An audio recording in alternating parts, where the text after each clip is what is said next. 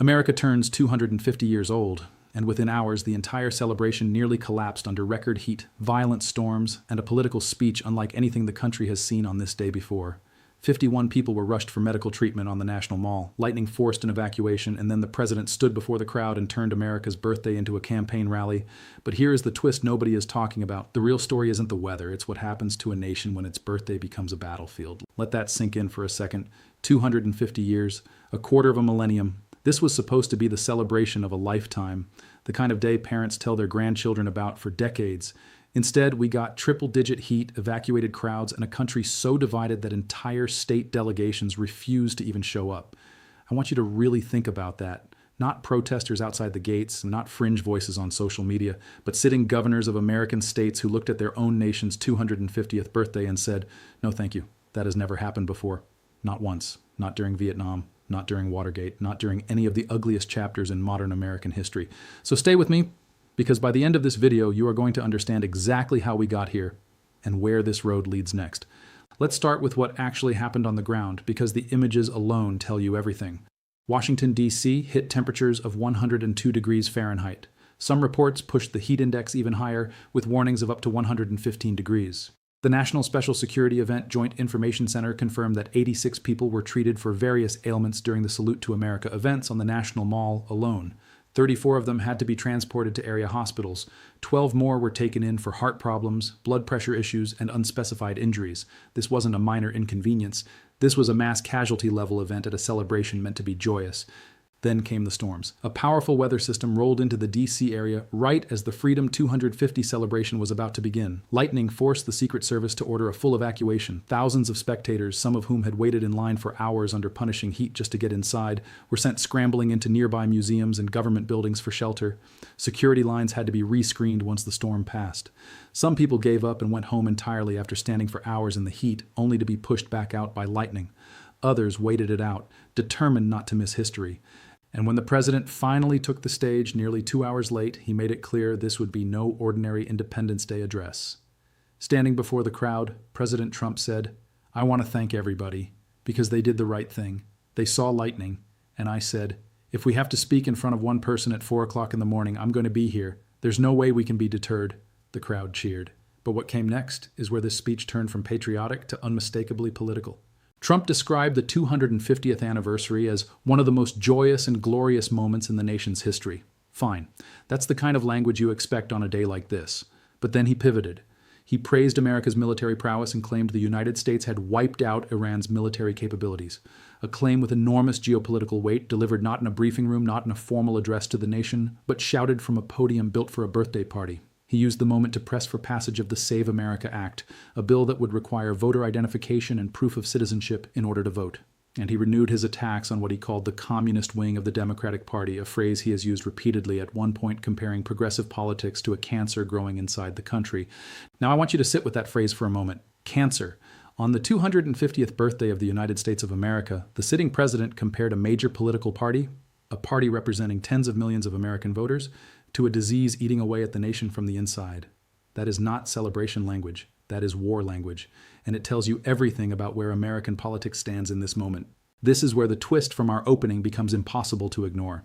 Past presidents, regardless of party, going all the way back for decades, treated the 4th of July as sacred neutral ground. It was the one day where politics paused. Reagan didn't do this. Clinton didn't do this. Bush didn't do this. Obama didn't do this.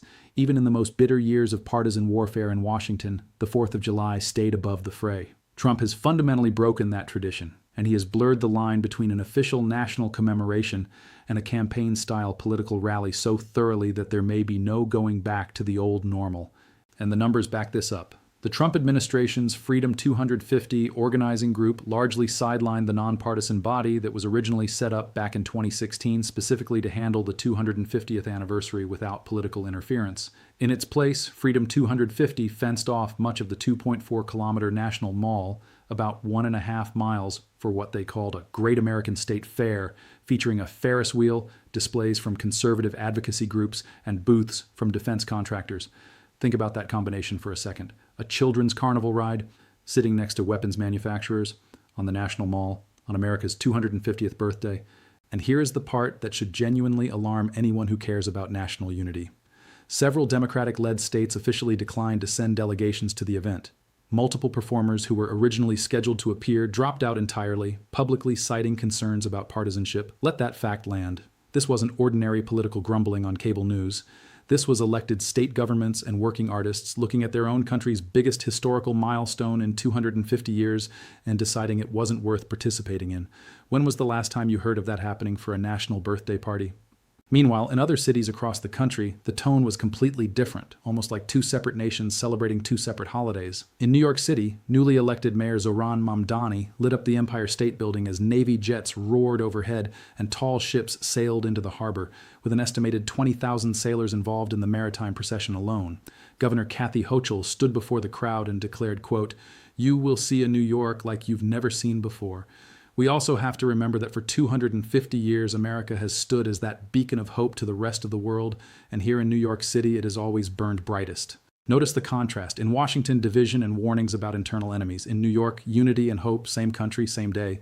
Two entirely different messages being broadcast to the American public. In Philadelphia, the city where the Declaration of Independence was actually signed 250 years earlier to the very day, the mood leaned celebratory and star-studded. The One Philly Unity concert brought out Christina Aguilera, Jill Scott and The Roots, who brought out Will Smith, DJ Jazzy Jeff, and Meek Mill for surprise appearances. Crowds gathered on the Benjamin Franklin Parkway for a concert followed by fireworks at midnight, and in one of the most symbolic moments of the entire weekend, a time capsule was sealed at Independence National Historical Park, right near Independence Hall itself. Inside it, a Philadelphia Phillies lineup card, a bone fragment from an endangered North Atlantic right whale, a stainless steel plaque from New Jersey, and handwritten notes from 12 residents of Delaware. The plan? It stays sealed until America's 500th anniversary in the year 2276. Nobody watching this video will be alive to see it opened. Think about that. We are sending a message forward to a version of America that none of us will ever meet. Los Angeles hosted its own block party benefit concert hosted by Queen Latifah. Boston's fireworks crowd had to briefly shelter from storms before the show resumed. Pittsburgh shifted its fireworks schedule to dodge the weather entirely. And tragically, celebrations in Hartford, Connecticut, along with Harrisburg and Wilkes-Barre in Pennsylvania, were canceled outright due to the severe weather rolling through the East Coast. Even the Independence Day parade in Washington, D.C. itself was canceled the night before, with organizers citing an extreme heat warning of up to 115 degrees, though the evening fireworks display stayed on the schedule. And that fireworks display, it was staggering by any measure. Nearly 850,000 fireworks shells were launched from 10 separate sites across Washington, D.C., spanning the Lincoln Memorial Reflecting Pool, barges on the Potomac River, and West Potomac Park, in what organizers openly attempted to mark as a world record-breaking display. A 40-minute fireworks show, one of the longest and largest in American history, lighting up a sky that just hours earlier had been sending lightning bolts down onto evacuating crowds. Now let's talk about the money, because this is where the story gets even more explosive and where I think the real long-term consequences are going to play out. Just days before this celebration, President Trump publicly disclosed that his personal income topped $2 billion last year. $2 billion. In the same week, he and his aides, friends, and family boarded a gleaming new Air Force One, a jet gifted to the administration by the government of Qatar, for an official trip to North Dakota. Think about the optics here. A president who just disclosed a personal fortune of $2 billion flying on a luxury jet gifted by a foreign government. In the same week, he's telling a crowd on the National Mall that the country's other political party is a cancer that needs to be cut out. Democrats are already seizing on this contradiction, and I expect it to become a defining storyline heading into the next election cycle. And there's more. Back when Trump first signed the executive order creating DOGE, his government efficiency initiative, back in January of 2025, that same order quietly built in a sunset date, July 4th, 2026, this exact date. He said at the time that a smaller government with more efficiency and less bureaucracy would be, quote, the perfect gift to America on its 250th birthday. That's a beautiful line. It sounds great in a speech. But according to Harvard Kennedy School public policy professor Elizabeth Linos and multiple other experts who reviewed DOGE's 18 months of operation, the reality fell dramatically short of that promise. Instead of the $2 trillion in savings that were promised at launch, DOGE delivered a near-immediate loss of institutional expertise, the collapse of several life-saving federal programs, and cost savings nowhere close to what was pledged. So the so-called birthday gift to America quietly failed on the exact day it was supposed to be delivered. Nobody put that on a banner. Nobody announced it from the podium. It just expired, silently, while the fireworks were going off overhead. And one more financial detail that deserves your attention because it says something deeper about trust in this moment. An analysis from the cryptocurrency research firm Nansen found that nearly 1 million people who purchased President Trump's personal meme coin have lost money on that investment through the end of June. Nearly 1 million everyday people, many of them supporters who trusted the Trump name enough to put their own money behind it, watching that investment lose value while the president himself disclosed record personal earnings and flew on a foreign-gifted luxury jet. I'll let you draw your own conclusions about what that says. So, where does this all go from here? I see 3 realistic paths forward, and I want to walk you through each one honestly, because I think all 3 are genuinely on the table. The first scenario is escalation. This is the path where the Save America Act becomes the next major battleground in Washington, with Trump using the momentum from his 250th speech to push hard for its passage before the next election cycle. In this scenario, the communist rhetoric intensifies rather than fades. Democratic states double down on boycotting future federally organized events, and the country effectively splits into 2 separate tracks of civic celebration. Federal events skewing increasingly partisan and state or local events becoming the refuge for anyone seeking unity. If this path unfolds, I expect the 2026 midterms to be fought almost entirely on the language and imagery from this exact weekend.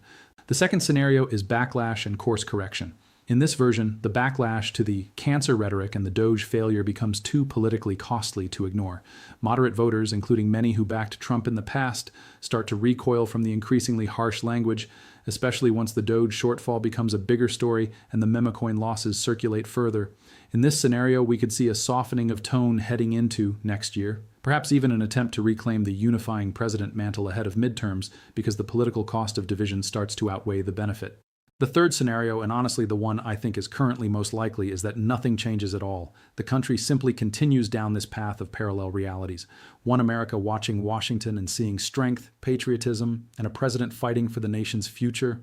Another America watching the exact same footage and seeing division, broken promises, and a celebration hijacked for political gain. Both sides dig in further.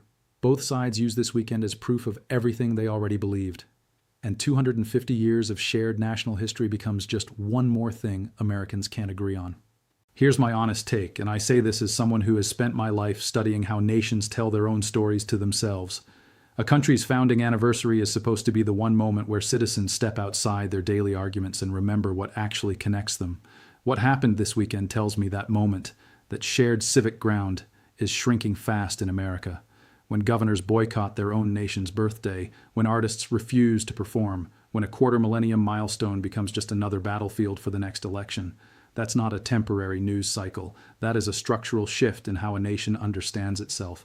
And I don't think we go back from something like that easily. But I also think it's worth remembering the other images from this weekend. 20,000 sailors on New York Harbor, Christina Aguilera and the Roots bringing out surprise guests in Philadelphia, a time capsule sealed for the year 2276, a message from all of us to people who don't exist yet, families still standing in 100-degree heat just to be part of history, that instinct to show up, to celebrate, to believe in something bigger than the argument of the day. That instinct is still there in this country. It's just being pulled in 2 very different directions right now. And how that tension resolves over the next few years may say more about America's future than anything that happened at the ballot box last time. So here is my question for you, and I want a real answer in the comments, not just a reaction. Do you believe America can find its way back to a 4th of July that unifies rather than divides, or has that door already closed for good? Tell me honestly, because I read every single comment on this channel and I want to know where you stand. If this video gave you the full picture, the real picture, the one you're not getting anywhere else, then do me a favor. Subscribe to this channel right now and make sure you turn on notifications because the stories coming out of Washington in the next few months are going to move fast and I don't want you missing a single one of them. I'll see you in the next video.